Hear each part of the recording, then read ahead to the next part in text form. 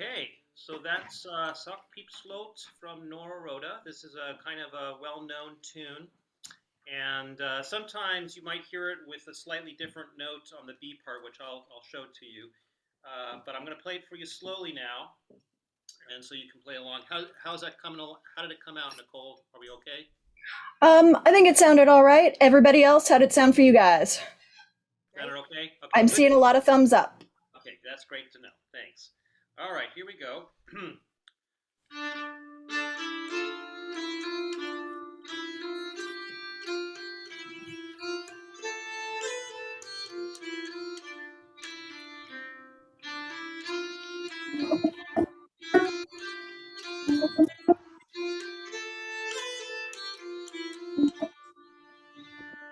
that's the A part. As you can see, once again, once you learn the first half of the A part, you're going to learn almost all of it because it's just the ending that's slightly different.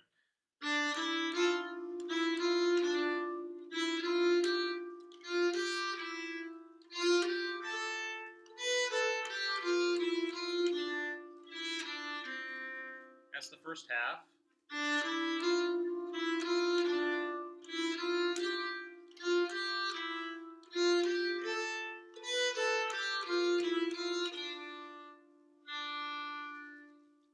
So I'll play it again.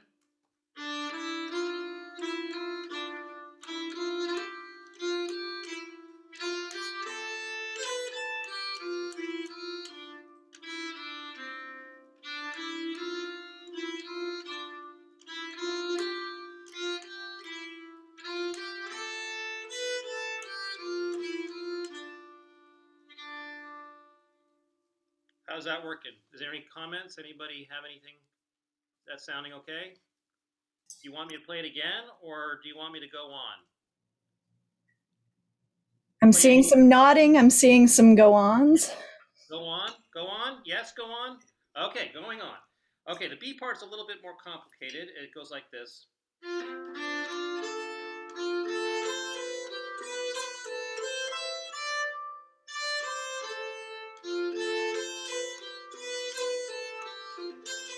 Sorry, let me try it again.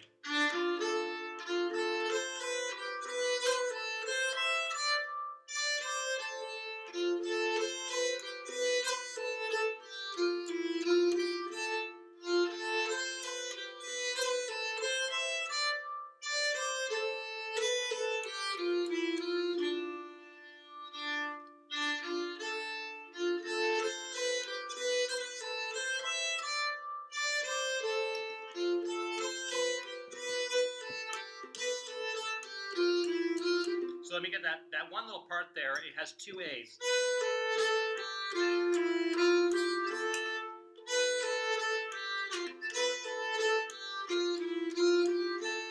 One more time.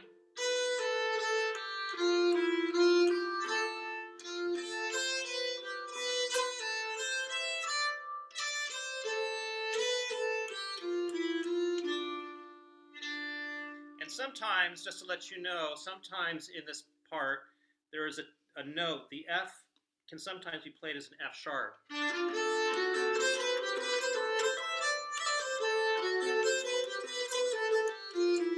So that's a kind of a strange note in this tune.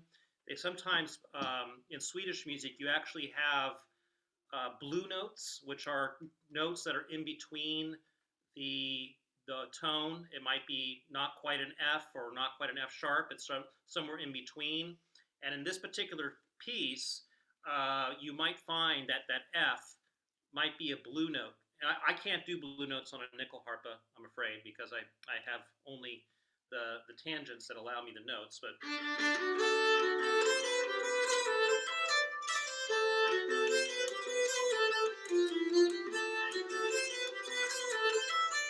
so that's up to you, but we're going to play it in the minor. We're going to keep with the F minor, excuse me, the F natural when I play it. So one more time with the B part.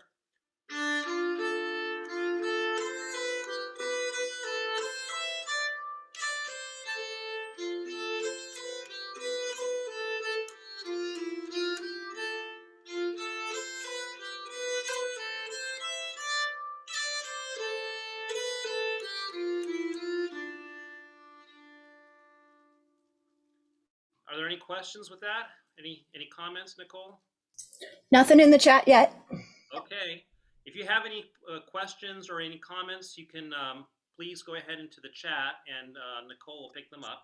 I think I'm going to bring Lisa back, and we'll play it through maybe 3 or 4 times, and hopefully we can all enjoy this tune together. And so far the comment is that is just a gorgeous piece. Oh, yay! Yes, it is. It's a wonderful, it's a very powerful tune. Very powerful. You're supposed to play it with a lot of Viking aggression and gusto. All right, here we go. 1, 2.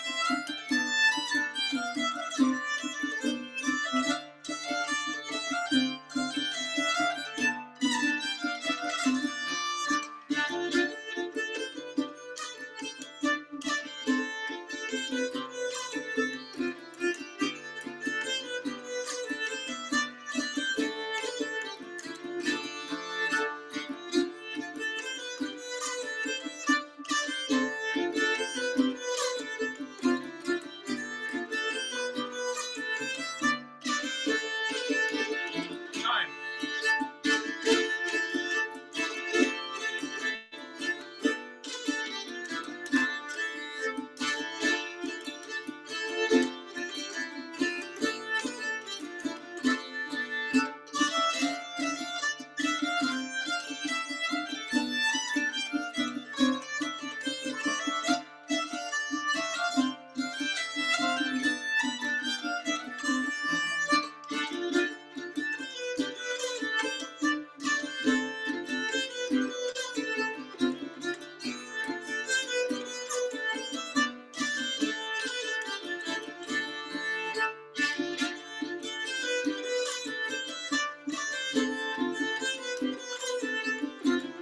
More time.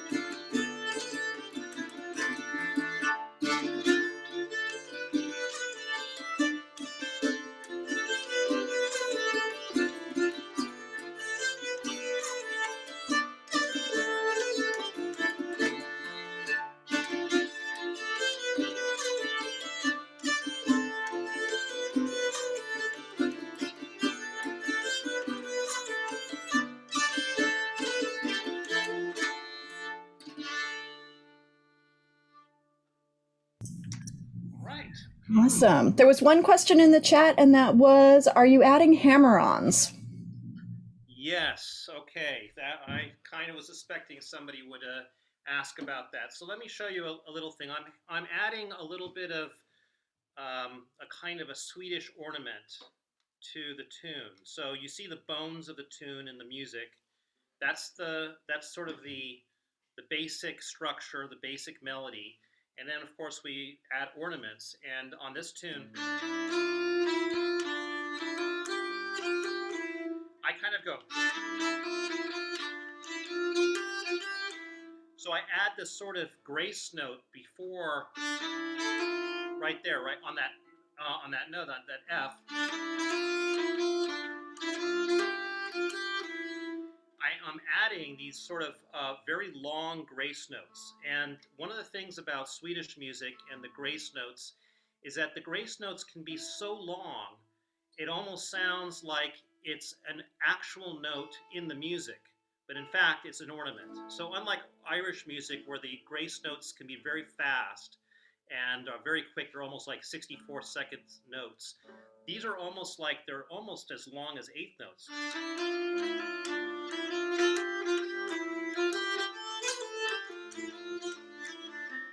So that's one way of kind of adding a little bit of Swedish ornamentation to your playing. And the only way to really get that kind of ornamentation is by listening to a lot of traditional Swedish musicians, and you sort of add it. But this is on a class on the details of Swedish ornamentation. It's more of just playing through tunes that are lovely. Are there any other questions, Nicole? Just a couple people were asking for the sheet music, which I put in the chat, so we're good. Okay, great. Well, we're going to press on. We're going to now play a very different type of tune. This is a tune which is called Eviks Polskan, or the Eternal Polska. And it was, I didn't mention it yesterday. Did I mention it yesterday? Maybe I did. I don't remember.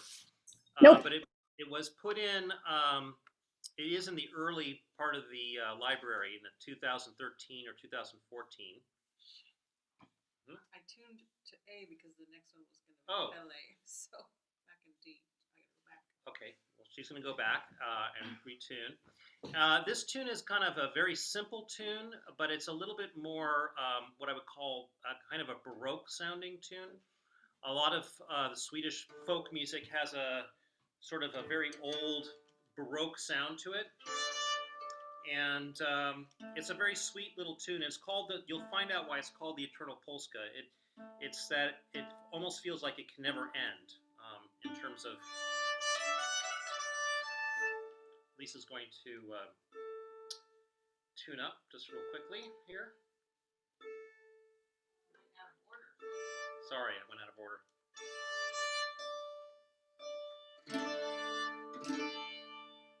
Good enough. And this is page 2 in the 2013 book, or page 41 in the 2014 book. And those are both in the chat. Links to those are in the chat. Thank you. This is a very, very simple tune. It almost has like a childlike quality to it, but it's very sweet and fun to play. And I also recommend I put in harmonies in the music, and if you can read those harmonies and play along, it really adds quite a lot of lovely flavor to the tune. So Lisa and I are going to play it together first, and then I'll show it to you. 1, 2, 3.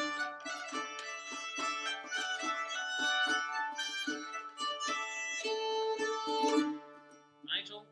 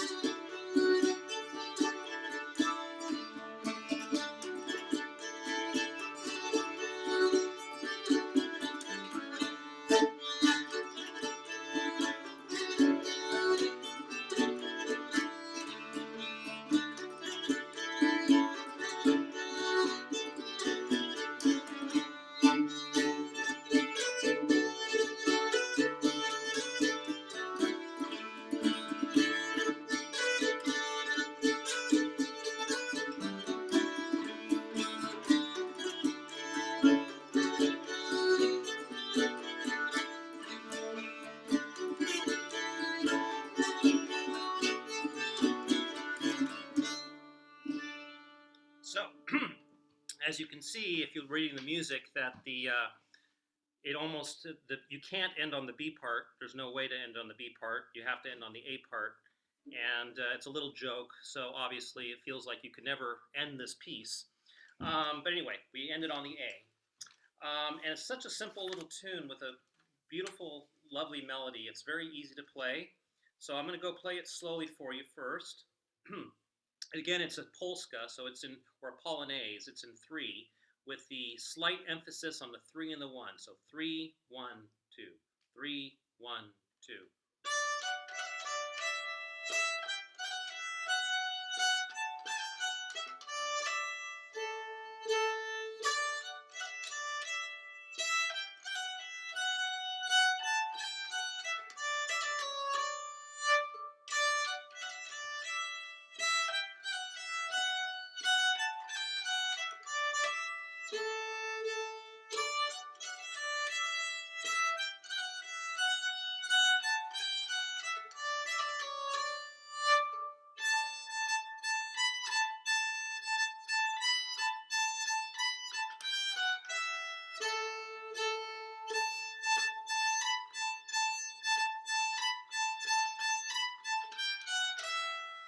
Back to the A part.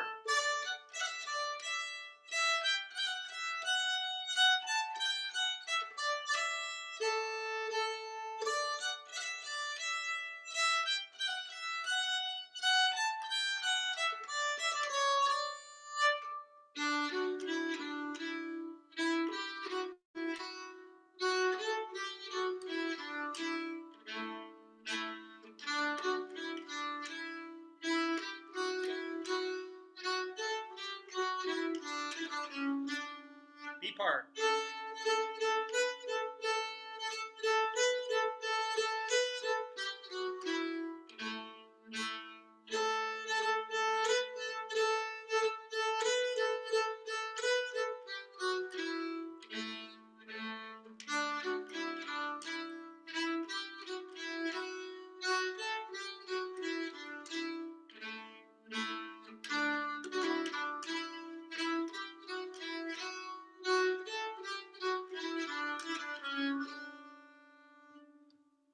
So that's the tune. It's a very simple, almost childlike little tune, but it's so lovely and it's a lot of fun to play, and especially if you put in the seconds. Does anybody have any questions? Anybody have any comments on that? Kathy's got her hand raised. Do you want to unmute and ask your question? Go ahead. I have a question about bowing. Do you slur in some places, and if so, where and how do you determine, and what is typical Swedish bowing? I assume it's the same on the fiddle as it is on the nyckelharpa. It a little bit is, but I have a shorter bow, so I really can't always bow traditionally. And the other thing too is that I'm what do you call it? I make up my own bowings quite a bit. But yes, I do slur. Generally speaking, in Swedish music, a couple of rules, just a couple of them to give you about the bowing. Although they're very nuanced, and every tune, every type of polska may have its own type of bowing. But in general, unlike Irish music, where I have found that the Irish musicians like to play the up bow on the first beat, the Swedes play it down bow. So if you, generally speaking, you want to be on a down bow on the first beat. That's the first thing. Not always, but generally speaking. It looked like you were doing some ghost bows so that you would get on down bow. It's crazy. Don't at the ends of phrases. It's crazy. I don't think it's very. Don't copy my bowing. Put it that way. But I'm giving you a couple of pointers, general pointers. The other pointer is that when you have a series of 4 16th notes or 4 8th notes, you're going to bow the first 2 and then separate the second 2. So it'd be something like this. So, and that feel, dugga dugga.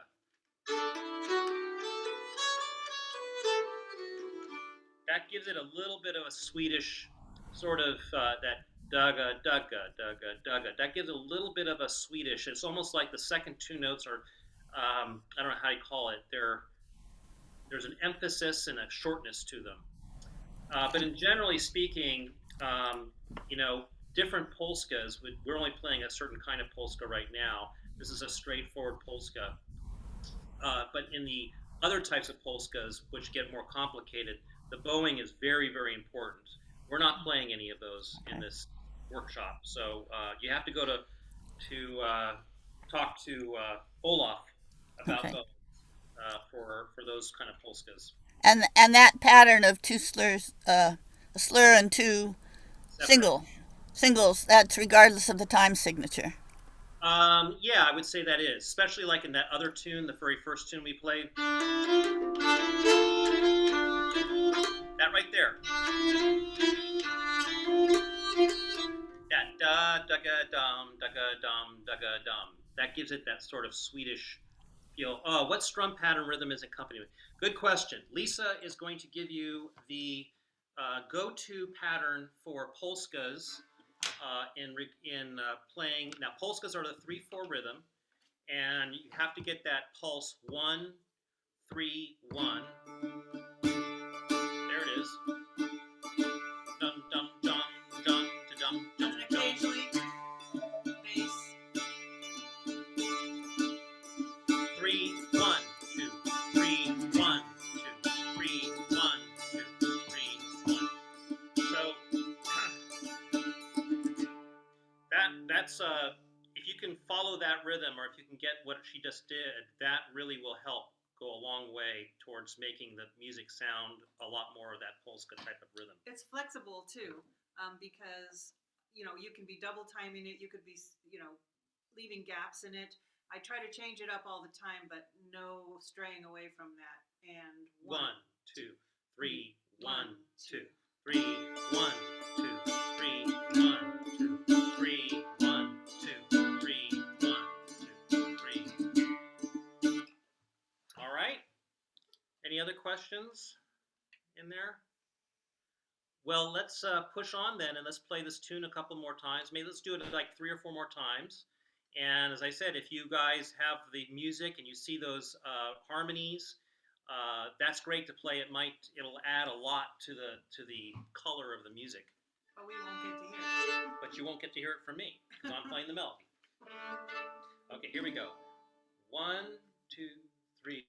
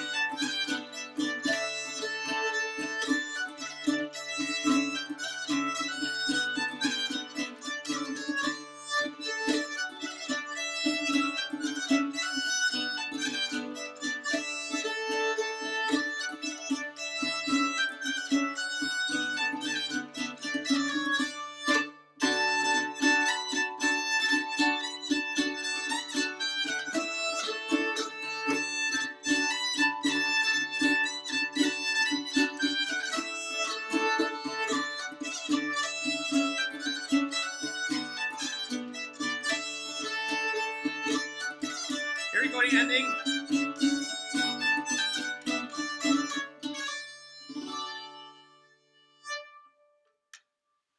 All right, that was the Eternal Polska. As you can see, the tune ends on the end of on the A part. I see a question here, Nicole's quarter on the Yep. 1, 2/8 on the 2, quarter on the 3, and strum pattern. Boy, we've never analyzed that strum pattern enough to break it apart. Can you do it a little slower? Lisa's going to try it one more time, a little slower for the strumming. We kind of made it up ourselves. A little slower. Dum da dum dum dum dum da dum dum dum da dum dum dum dum da dum dum dum dum da dum dum dum dum da dum dum dum dum. I think that that pattern is the truth of the matter is that just like in Irish music, the chordal instruments like guitar or cittern or what have you, these came late to the game. They weren't really part of the music a long time ago. So what you do, there's no real, like I would say, traditional Roadmap. We're kind of making it up. Obviously, from Wesen, Roger, Tollroth has paved the way towards having guitar, especially 12-string guitar in Swedish music, and cittern and so forth. But generally speaking, it's not like a very old tradition. So we just actually finished one tune, and we're going to go to the next one. We're going to play now Polska after Pelle Pedersen. Sorry? Oh, yeah, the second song. We're going to go to the third song. Excuse me, the third song. We're going to play a tune called Polska after Pelle Pedersen. That's page, sorry, I'm going to interrupt for just a half a second and say that's page 9 in the 2013 book and page 19 in the 2014 book. I noticed somebody asked me if I could turn up the volume. Is the volume still too low, or should I turn it up some more? Any comments? Do you want me to turn it up, or are we good? I see a few people giving you thumbs ups, so if you can turn up, I think people would appreciate it. I will be happy to turn up. I hopefully can. Hopefully not clipping. Hopefully not clipping. I turned it up, and hopefully it will be okay.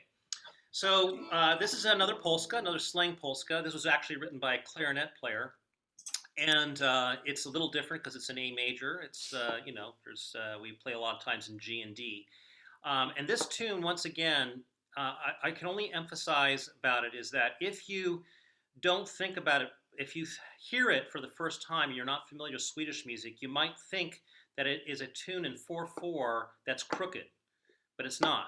It's a tune in 3/4 that's not crooked. You got to get that Polska rhythm in order to hear that. So, and the other nice thing about this tune is it changes from a major to a minor. So the A part is in major, A major, and the B part is in what is it? What minor is it? It's an A major, so that'd be F sharp. F sharp minor. F sharp minor? Yeah, I don't know. Something like that. See one question. Dotted eighth, 16. Okay, well, whatever, Cindy, whatever you got there, that sounds about right. Okay, here we go. Well, Lisa and I are going to play the tune for you. Polska after Pelle Pedersen. 2, 3.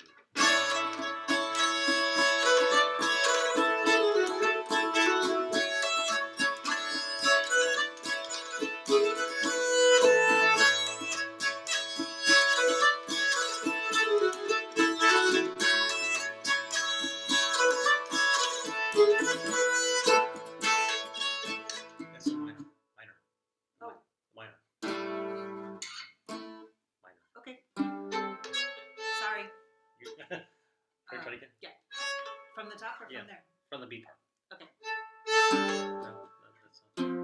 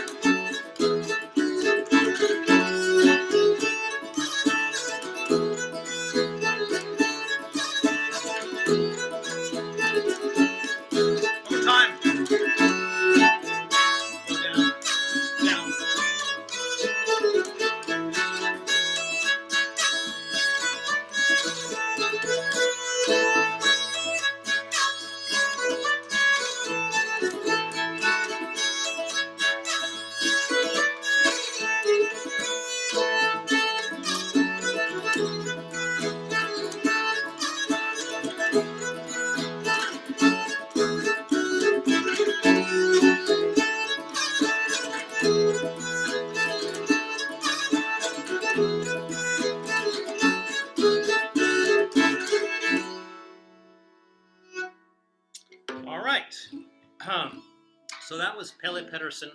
Lisa often plays that on guitar, and so translating it to the citron was a little tricky there. How was the volume? Was that okay? Was that all right? Yes? No? Okay. Sounded Well, pretty good. all right. So let me play the tune for you nice and slowly. There's a few tricky parts in this tune. At the beginning, right there on that second measure, you can see that the note is tied to the next measure if you are reading the music. And that's very, very important that you tie it. You don't separate those notes, but that you kind of still emphasize it.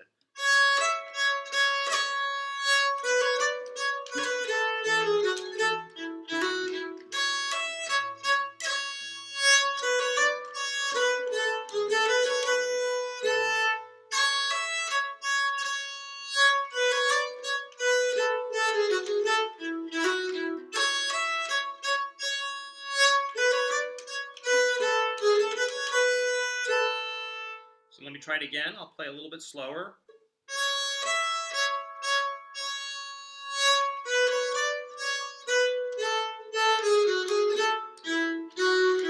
And that's the other tricky part right there. That kind of sounds like it's a kind of a crooked part of the tune, but it's not. It's actually allows the tune to be in 3/4. It's hard to describe, but you need those two notes.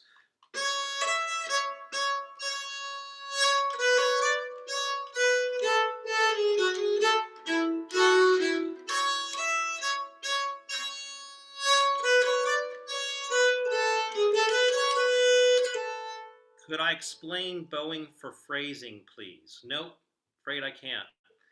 It's a mystery. um, you know, I kind of indicated some of the bowings in the sheet music. Right now, for me, it's really difficult to describe bowing for this tune, especially when I'm playing it this slowly. But right. So it's down up, all that separate, or it could be slurred, or I would probably more often play that with a down bow, that C sharp with a down bow, and then on that first beat, you kind of just emphasize it. You just kind of tie it over.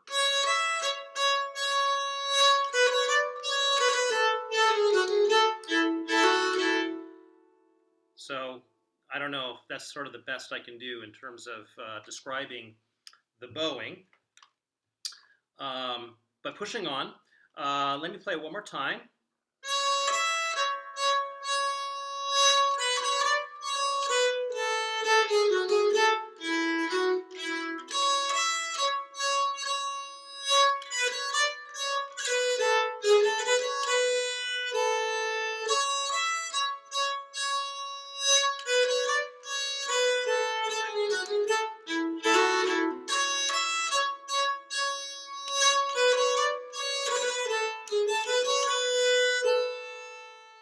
So that's the A part. And the B part kind of goes into this minor key.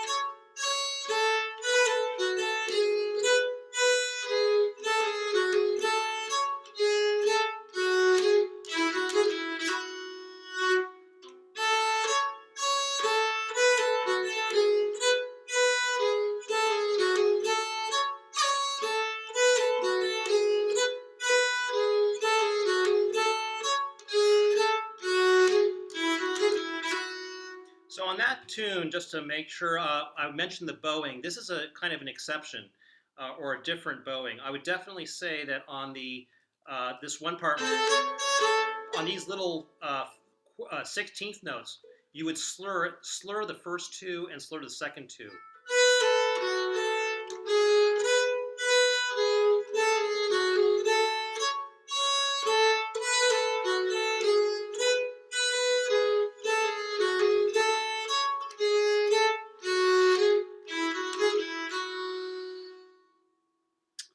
All right, does anybody have, I mean, I'm kind of pushing through pretty quickly through this tune. Does anybody have any questions? Anybody want me to repeat anything, any phrasing?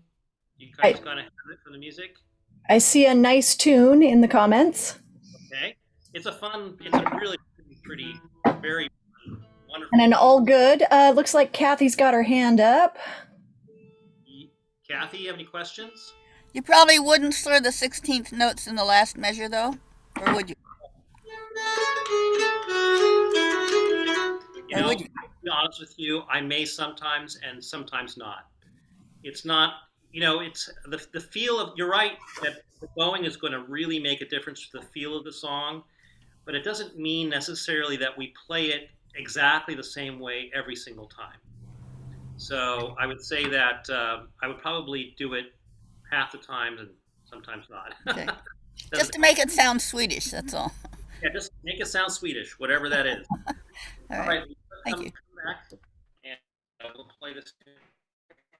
These are.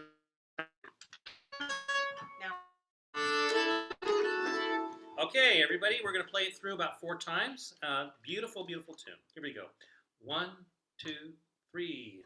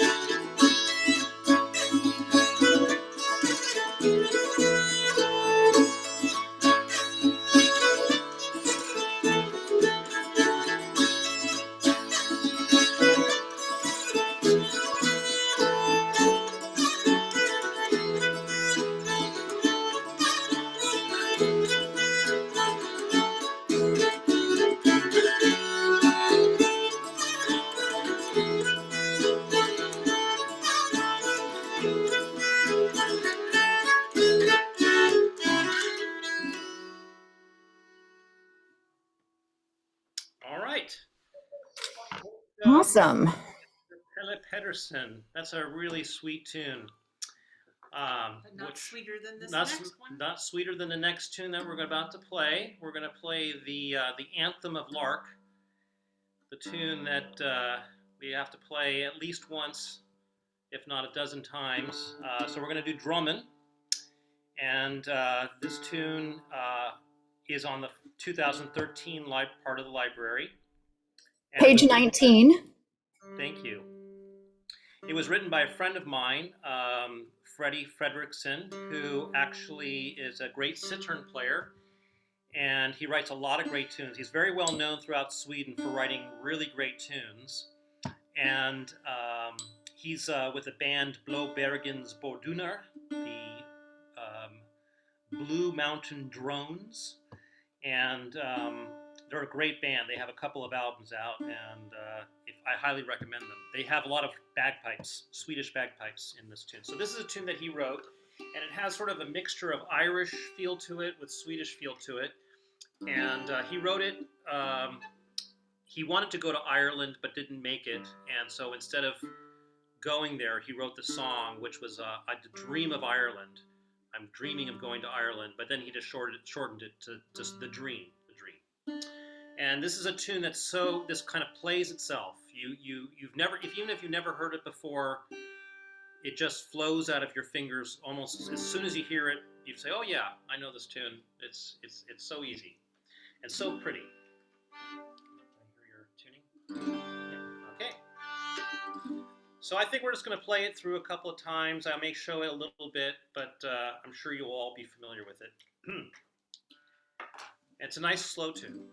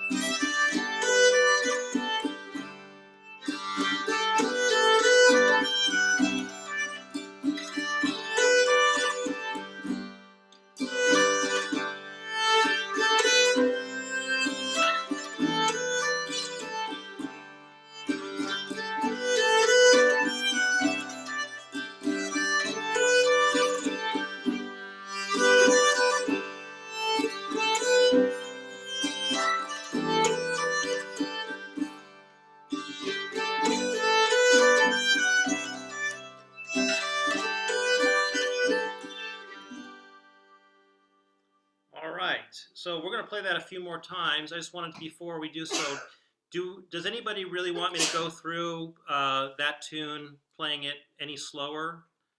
Does anybody have any comments about that? No? One person says slowly, yes. Okay, slowly, yes. Here we go. I'll play nice and slowly for you. So just to let you know about the song is that if you learn the A part, you've learned half of the B part already. So it's so simple. And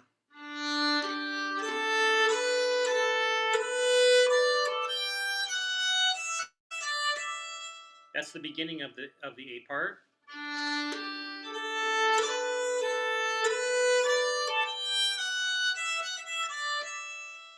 And then going on.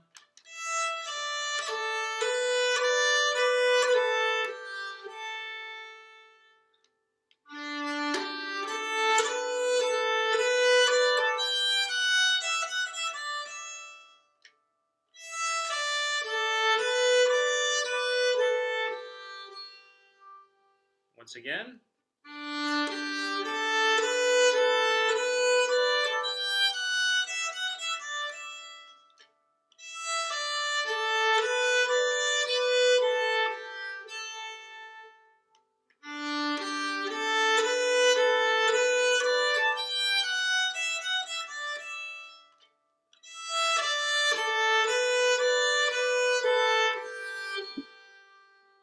So that's the A part. And the B part is.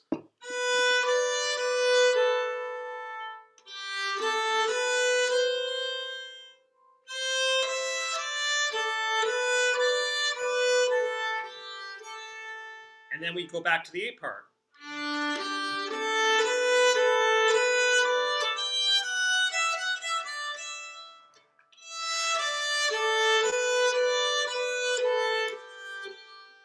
And the B part again.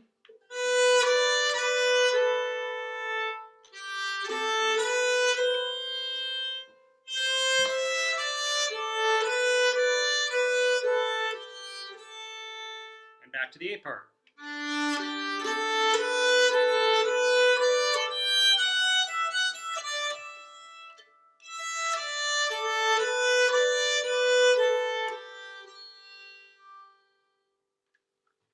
Was that sufficient? Would you like me to do it any more? Yes? No? Okay. Then we will, Lisa and I, everybody's kind of frozen there. Is everybody okay? Okay, that was great. Oh, Lisa will come back. We'll play it a couple more times with the 5 minutes we have left. And here we go.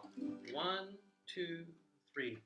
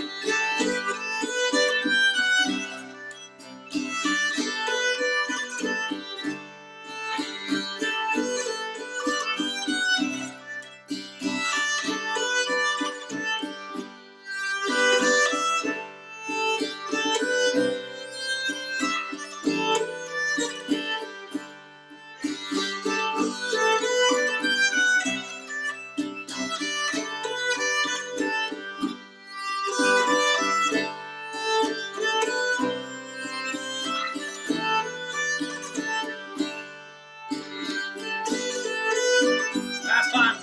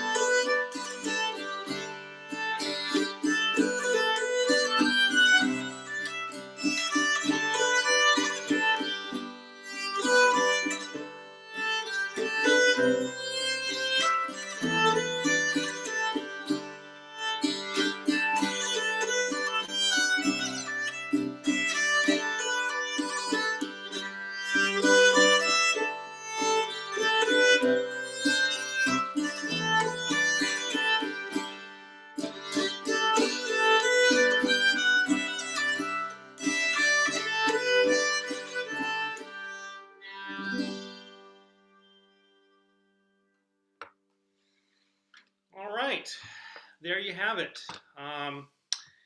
Thank you all for attending the workshop through Zoom, and I hope I see you tomorrow. I've posted, we posted earlier on these comments the tunes that I'll be playing, will be playing tomorrow, so you can get a head start. Starting with 1814, we'll play Polska till Adam, Polska efter Erlandsen, Polska från hela Forsnäs, and North Polska. And all of those are on the library. Norris Polska is the only one that probably is sort of later in the. I think I taught that around 2017 or something like that. I just threw that in there because it's a fun tune. Wanted to make sure we played it. So there you have it. I think we can get through 4 or 5 tunes per day. So I think that's about the limit.